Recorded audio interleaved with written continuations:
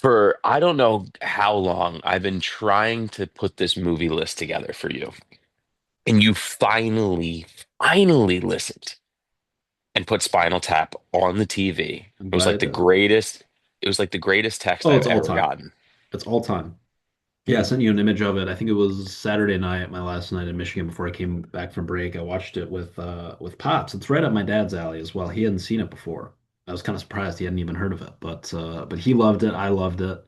And I mean, what a picture, Gilly. That's a good rec. I mean, as far as comedies go, it's right up my alley. I know it's up your alley, but the sort of satirical, sort of meta, like it's right up there with Borat in terms of comedies. I love my rom-coms, as we know. That's a sort of a different genre.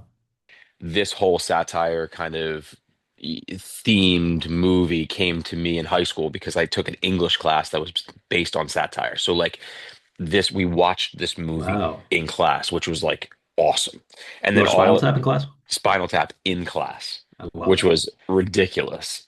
Um, so I'm just a In high school, proud. do you have to sign like a permission slip for that? That's wow. Back in the day, dude, early Yeah, 2000s, way yeah, before you were born, there was no rules. Um, yeah. Yeah, I don't know but if they that would are fly coming. today. So I love here's that. we're gonna finish the Spinal Tap kind of like review here. My biggest worry is they're coming out with a Spinal Tap 2. Okay. The remakes and the sequels to all these classics are usually terrible. Hmm. And I'd rather them just have that one. Just one. Just leave it there. Don't try to recreate it because it's going to really, really damage the first one. I just have this horrible feeling. Yeah. Horrible. I might trust the people involved in the production more than your traditional sequel. I mean, did you see Happy Gilmore 2? I know you don't go to the It was theater much. horrible. Yeah. Horrible. Yeah. Like one of the worst films I've ever seen. And Happy Gilmore 1 was incredible. Incredible. Of course.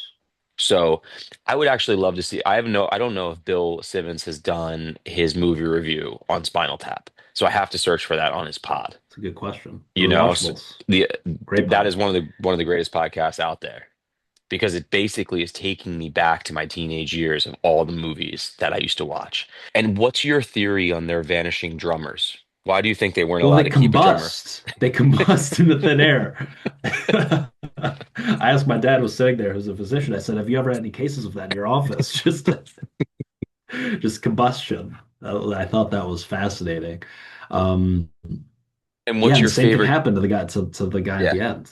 What do you think your Bummer. favorite key is on the keyboard? Was Is it it D minor or C D minor? minor? Yeah, D minor, of course. Yeah, lovely, lovely. It's a What a cry. movie. He's inspired really by Bach and Mozart in his writing of "Lick My Love Pump." In It's the kind same of way like a that Nigel mock. Tufnell is inspired by Mozart and Bach, we here at Squash University are inspired by Walter Cronkite and Barbara Walters. Yes. We're talking about 100 men versus one gorilla, who's going to win. We're talking about Glaze. We're talking about 6'7". We're talking about all the important things that are